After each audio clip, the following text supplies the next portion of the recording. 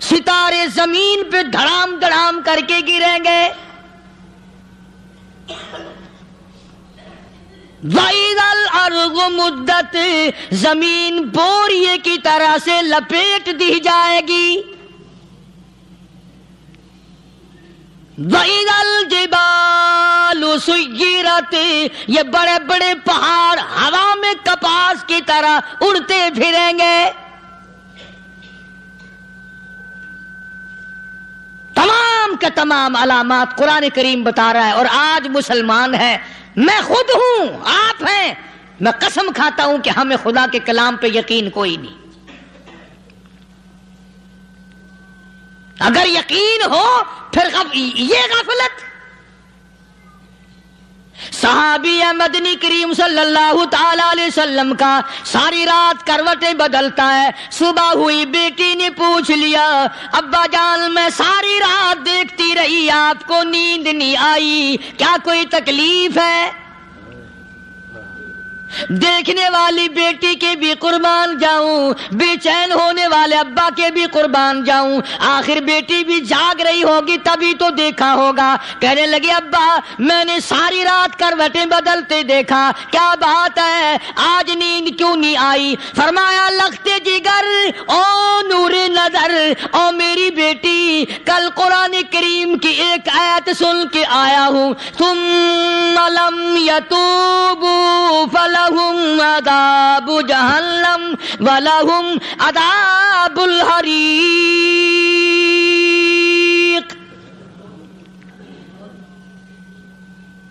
او میری بیٹی جس نے قرآن کریم کے ذریعے جہنم کی خبر سن لی ہو، جہنم کے انگاروں کی خبر سنی ہو، جس نے جہنم کی تباہ کاریاں سن لی ہو، او میری بیٹی نیند کیسے آئے؟ کیسے نیند آئے؟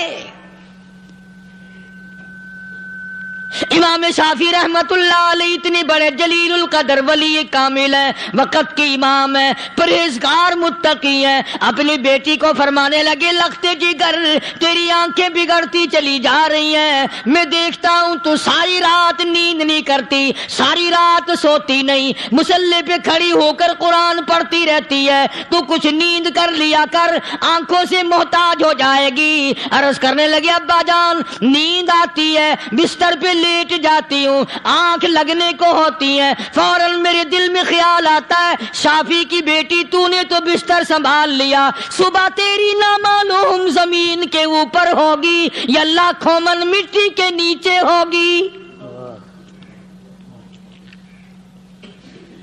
پھر میری نیند اکھڑ جاتی ہے، پھر کھڑی ہو کر خدا کا قرآن پڑھتی ہوں. وہ ساری رات قرآن پڑھا کرتے تھے، اور بدقسمت قوم تمہیں صبح اٹھ کر قرآن کا سپارہ پڑھنے کی توفیق نہیں ہے. مسلمان پر قرآن کا دیدار نصیب نہیں، قرآن کی زیارت نصیب نہیں. گدھے کی طرح کھاتے سو گئے اور گدھے کی طرح صبح اٹھ کر کھانا پینا شروع کر دیا. تو رب کے کلام کا اتنا باغی کہ تو دیکھنا پسند نہیں کرتا.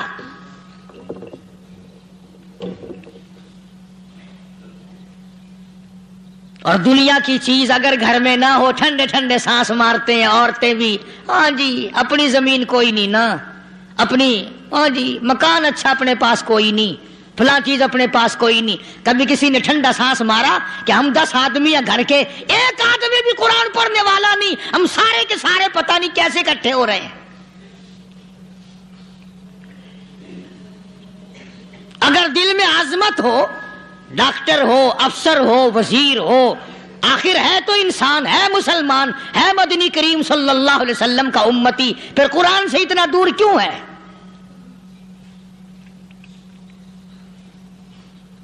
تو اللہ پاک جل شانہ نے فرمایا میرے بندے ہر حال میں ڈر. ہاں تیری ساری چلاکیوں کو میں جانتا ہوں، تیری ساری ہوشیاریوں کو میں اچھی طرح جانتا ہوں. فرمایا وہ دن دور نہیں، آیا وقت قیامت کا، آیا، کوئی کسی کے کام نہیں آئے گا. فرمایا ان وعد اللہ حق فلا تغرنکم الحیات الدنیا. دنیا نے پھنسا لیا، چہل پہل میں پھنس گئے، اس کے رنگ روغن میں لگ گئے، اس کی زیب و زینت میں لگ گئے، رات اسی کی سوچ ہے، دن میں اسی کا فکر ہے، اور مرنے کا کسی کو بھی فکر نہیں۔ قرآن کریم کے آخری سورت آخری لقمان کے آخری آیتوں میں عجیب مضمون رکھا ہے۔ فرمایا ان اللہ عندہ علم الساعۃ وینزل الغیث، قیامت کا ٹھیک وقت اللہ کے سوا کوئی نہیں جانتا۔ کسے معلوم ہے ابھی اگلے منٹ میں کیا ہو جائے گا، سیکنڈ میں کیا ہو جائے گا۔ اچھا ایک بات میرے ذہن میں آئی، یہ بڑے بڑے لوگ آپ کو ملیں گے دیہاتوں میں بھی، بازاروں میں بھی، شہروں میں بھی، فلانا بزرگ غیب کی باتیں بتایا کرتا تھا، فلانا ولی یوں بتایا کرتا تھا۔ کبھی یہ بھی تو پوچھنا کہ اس ولی نے کبھی یہ بھی بتایا کہ میں مروں گا کب، کس دن مروں گا؟ جب اپنی موت کا پتہ نہیں تو اور کسی چیز کا کیا پتہ ہے؟ صرف اٹکل پچو تیر لگانے والی بات ہے۔ ابھی چند مہینے ہوئے یہاں میرے پاس چند نوجوان آئے ملتان شہر سے اور کہنے لگے کہ 25,000 کی چوری ہو گئی ہے، بتا کدھر کون لے گیا، کدھر لے گیا۔ میرے پاس آئے یہاں، میں نے کہا بتا دوں گا پر آدھے لوں گا۔ کہنے لگا نہیں نہیں دیکھنا جی اتنا تو نہ کرو۔ اور میں نے کہا وہ سارے ہی چلے گئے یار، یقین کرو میں یہاں چارپائی میں بیٹھا ہوں دروازے کے باہر، عصر کے بعد پوری پارٹی آئی اسی شہر کی کہ 25,000 روپیہ گم ہو گیا ہے، بتا کدھر گیا ہے۔ سب لوگ کہتے ہیں قاری حنیف بتاتا ہے، سنو قاری حنیف بتاتا ہے، ٹیلا کرا دوں گا میں۔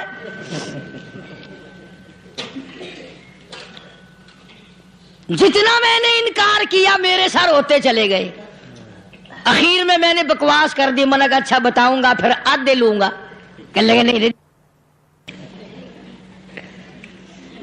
تماشا دیکھا، یعنی اندازہ لگاؤ کہ ہم شہر سے سن کر آئے ہیں کہ قاری حنیف چوریاں بتاتا ہے۔ اللہ غنی، کس کو معلوم ہے کہ ابھی کیا ہو جائے گا؟ اللہ پاک نے کسی کو نہیں بتایا۔ فرمایا ان اللہ عندہ علم الساعۃ وینزل الغیث،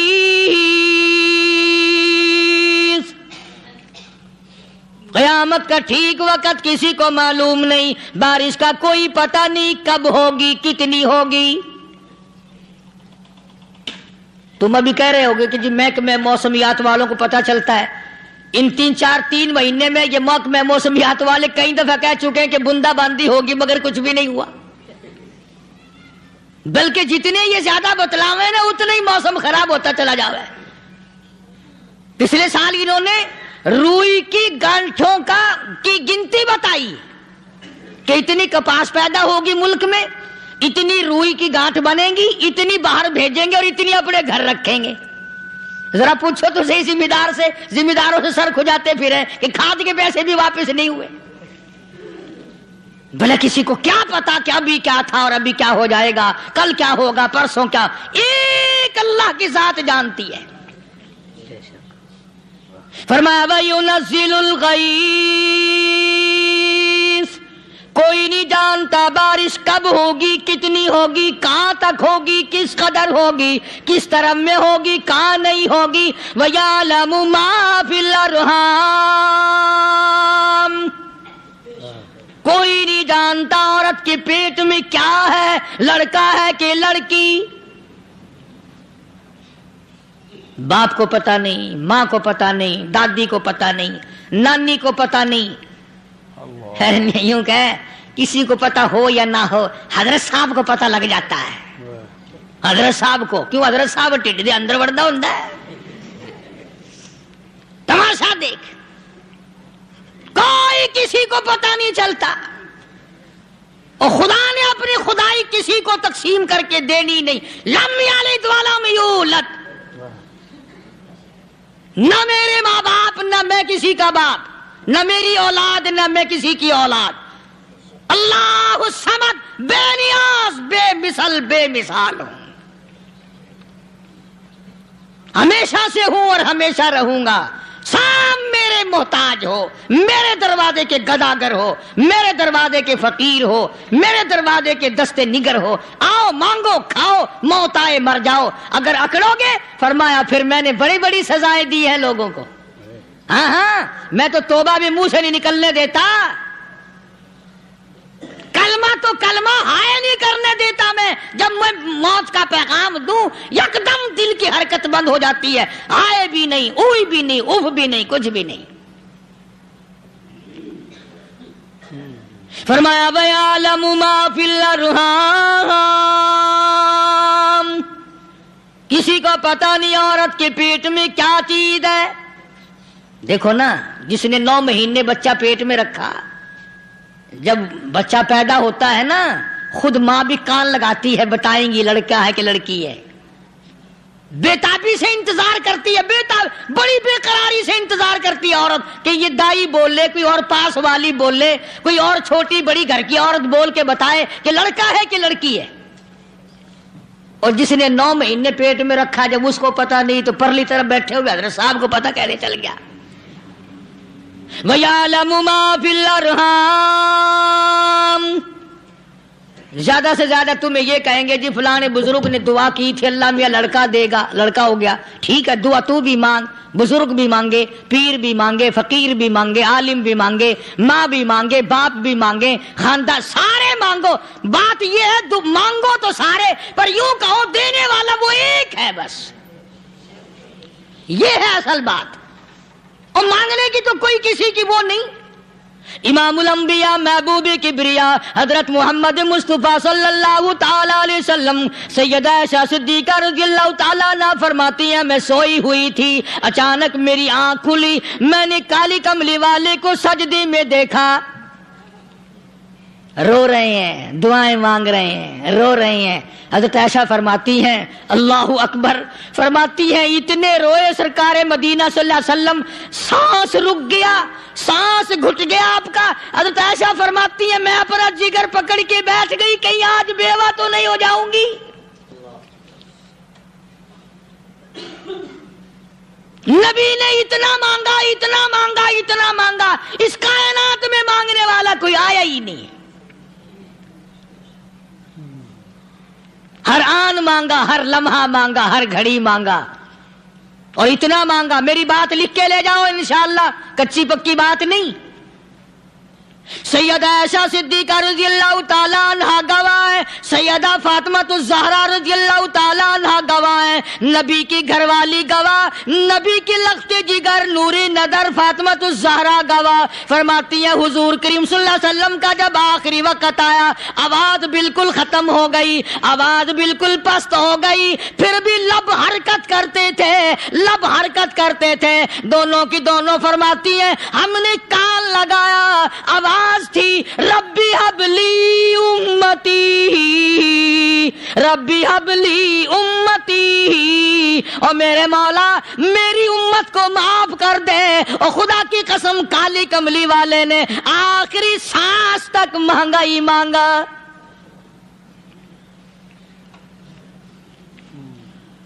چاہے تیرے لیے مانگا، امت کے لیے مانگا، مگر ہر وقت مانگا۔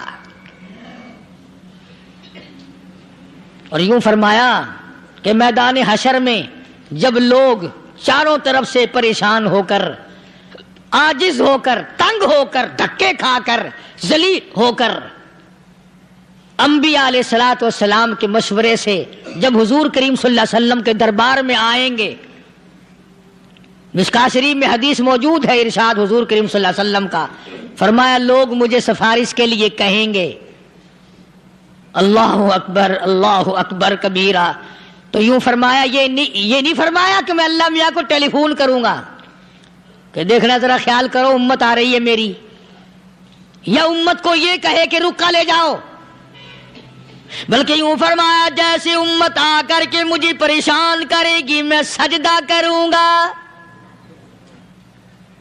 میں سجدہ کروں گا، اس وقت بھی سر میرا در تیرا، جھولی میری عطا تیری۔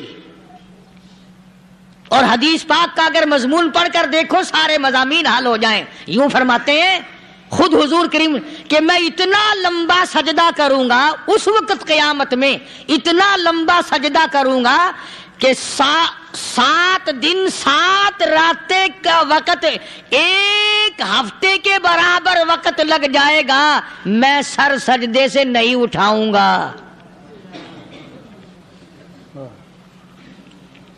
اتنا لمبا سجدہ کروں گا کہ 1 ہفتے کی مقدار وقت لگ جائے گا۔ یہ مقدار کیوں فرمایا؟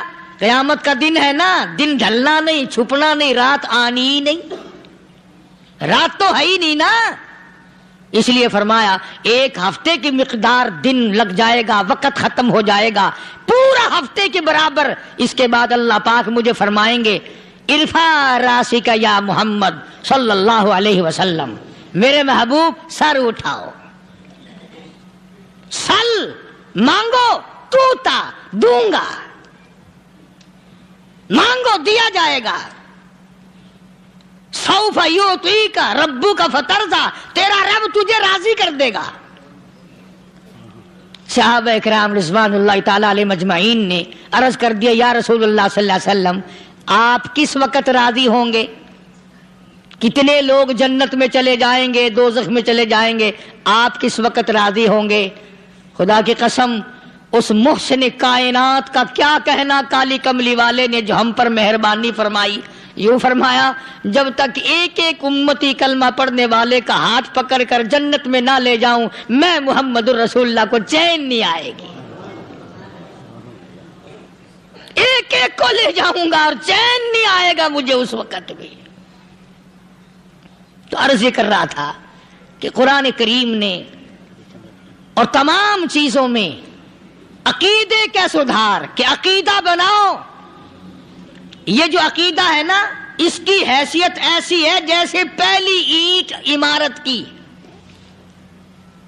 اگر اینٹ ٹیڑھی ہو گئی تو ساری عمارت ٹیڑھی ہو جائے گی، اگر عقیدہ صحیح نہیں تو سارے اعمال ٹیڑھے ہو جائیں گے، اور اگر عقیدہ صحیح ہے تو اعمال بھی اور تمام افعال بھی اخلاق بھی تمام کی بنیاد جو ہے وہ صحیح رہے گی اور اچھی توفیق ہوگی۔ یہ عربی کلمہ ہے، آپ اور میں اگر کلمے کا معنی سمجھ لیں پھر بھی بات بنتی ہے، یہی تو معنی لا الہ الا اللہ، کوئی نہیں بگڑی بنانے والا، کوئی نہیں حاجت روا، کوئی نہیں مشکل کشا، کوئی نہیں تیرا ہاتھ پکڑنے والا، کوئی نہیں مجھے اور آپ کو اولاد دینے والا، کوئی نہیں بیوی بچے دینے والا، کوئی نہیں یہ ہر روز روٹی کھلانے پانی پلانے والا اس کے سوا کوئی نہیں، الا اللہ، ایک اللہ کی ذات ہے۔ اور فرمایا کہ یہ بتایا کس نے کہ یہ سب کچھ کرنے والا کون ہے؟ محمد الرسول اللہ صلی اللہ علیہ وسلم، کہ ہمارے آقا اور مولا حضرت محمد الرسول اللہ صلی اللہ علیہ وسلم نے بتایا۔ تو قرآن کریم کی ان آیتوں نے وضاحت کر دی وما تدری نفس ماذا تکسب غدا، کسی کو پتہ نہیں کل کیا ہو جائے گا، صبح کو کیا ہو جائے گا، شام کو کیا ہو جائے گا۔ وما تدری نفس بأي أرض تموت، کوئی نہیں جانتا موت کس جگہ پہ آئے گی۔ کسے معلوم ہے کہ میری قبر کہاں بنے گی؟ کوئی نہیں جانتا میرے اس بدن کو جانور کھا جائیں گے، کسی کو علم نہیں ہے کہ قبر کا گڑھا ملے گا کہ نہ ملے گا، کفن ملے گا کہ نہ ملے گا، نماز جنازہ نصیب ہوگی کہ نہ ہوگی، غسل نصیب ہوگا کہ نہ ہوگا، کوئی نہیں جانتا۔ کلمہ پڑھتے موت آئے گی یا کنجری کے گانے سنتے گاتے موت آئے گی؟ کس کو علم ہے کہ آخری کلام جو دنیا میں ہوگا وہ درود پاک ہوگا یا قرآن کریم ہوگا یا دعا ہوگی یا استغفار ہوگا، اور یا گالی منہ سے نکلے گی، دم نکل جائے گا؟ کسے معلوم ہے؟ اس لیے فرمایا وما تدری نفس بأي أرض تموت، کوئی نہیں جانتا موت صبح آئے گی یا شام آئے گی، بیوی بچوں کے سامنے آئے گی یا اسپتال میں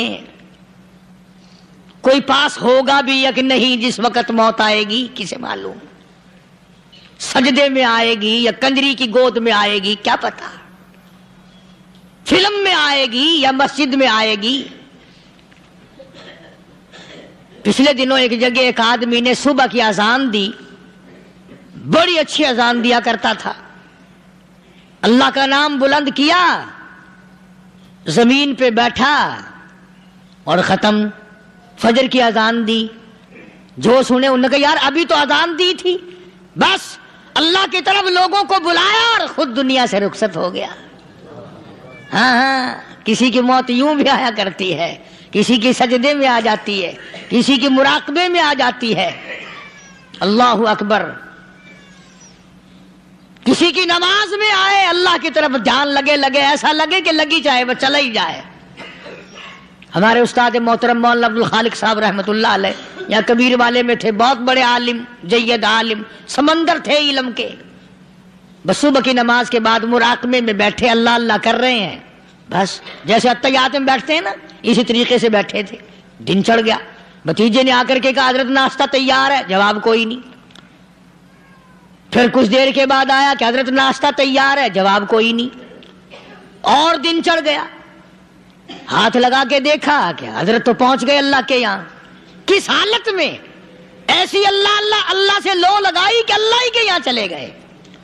اور ان اللہ والوں کے پاس اس نیت سے لگا کرو میری آخرت بن جائے، میری قبر بن جائے، میرا آخری کلام جو دنیا میں ہو وہ کلمہ ہو، استغفار ہو، درود پاک ہو، قرآن کریم ہو، پھر تو مزہ ہے۔ اور اگر ہائے ہائے ہائے ہائے کرتے مر گئے تو کیا ہوا؟ فرمایا ان اللہ علیم خبیر، میں خدا کی ذات تمام چیزوں سے واقف ہوں۔ مجھے تو پتا ہے نا، تیرے ایک ایک سانس کا پتا ہے، تیری رگ کے ایک ایک خون کے قطرے کا مجھے پتا ہے۔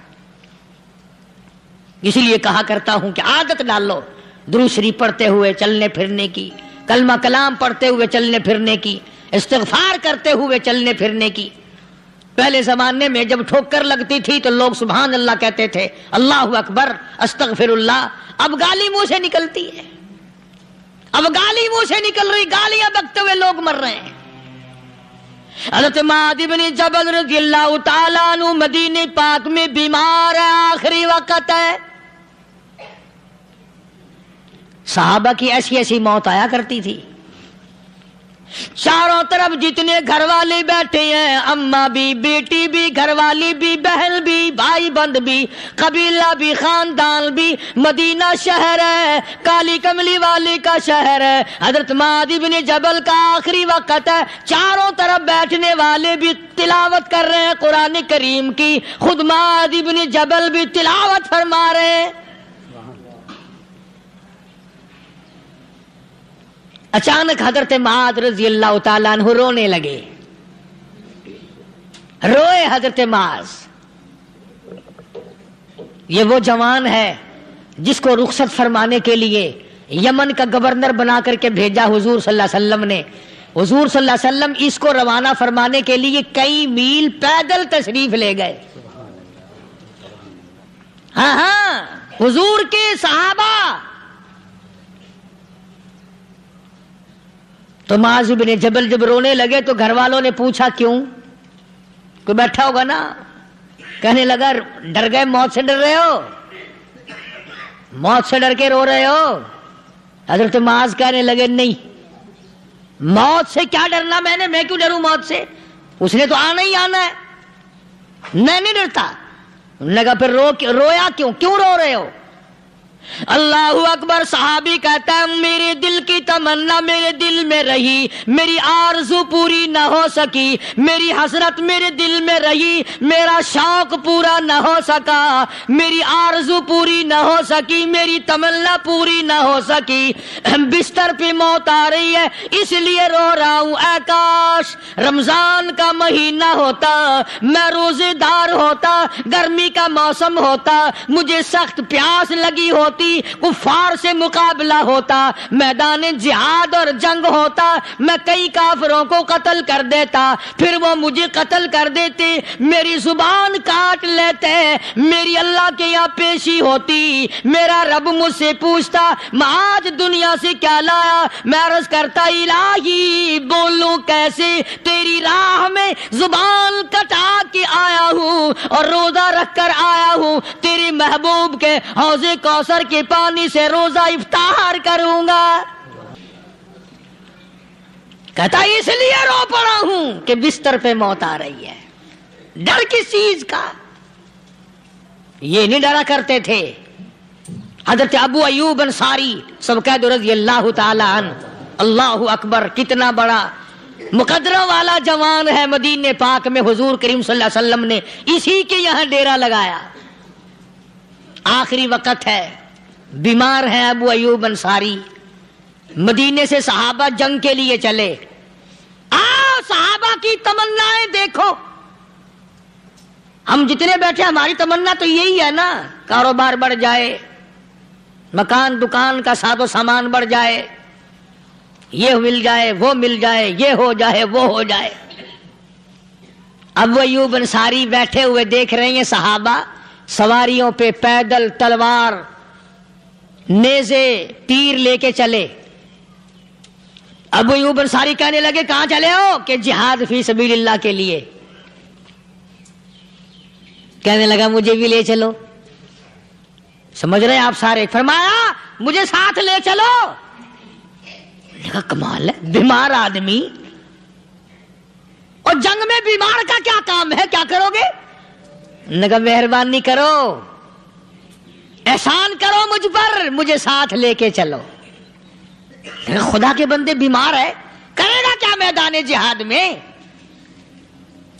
کہنے لگا تم تو بیمار کی بات کر رہے ہو, مجھے ساتھ لے چلو اونٹ پہ ڈال کر. توجہ کرنا ذرا, آخری بات میرے یاد آئی ہے بتانے لگا ہوں. ابو ایوب انصاری حضور کا میزبان مدینے والا کہتا ہے میں بیمار ہوں, مجھے اونٹ پہ ڈال کے لے چلو, اور اگر میری راستے میں موت آ جائے پھر بھی میری لاش کو ساتھ لے جانا. جہاں کفر اور اسلام کا جنگ ہوگا, مقابلہ ہوگا, اس میدان میں میری لاش کو پھینک دینا. شاید کسی مجاہد کی سواری کا پیر میرے اوپر آ جائے, میں بھی قیامت میں اللہ کے حضور میں کہوں گا یا اللہ تیرے میدان جہاد سے اٹھ کے آیا ہوں میں بھی. اندازہ لگا ابو ایوب انصاری کی تمناؤں کو دیکھ, حضرتوں کو دیکھ. فرمایا مجھے ساتھ لے چلو, اگر میری موت آ جائے تو لاش کو بھی پھینکنا نہیں, دفن راستے میں نہ کرنا, ساتھ لے چلو, وہاں میدان میں ڈال دینا, اور اسلام کے لیے جو لڑنے والے ہوں, کفر کو مٹانے والے ہوں, ان کے پیر میرے اوپر آ جائے میں کامیاب ہو جاؤں گا.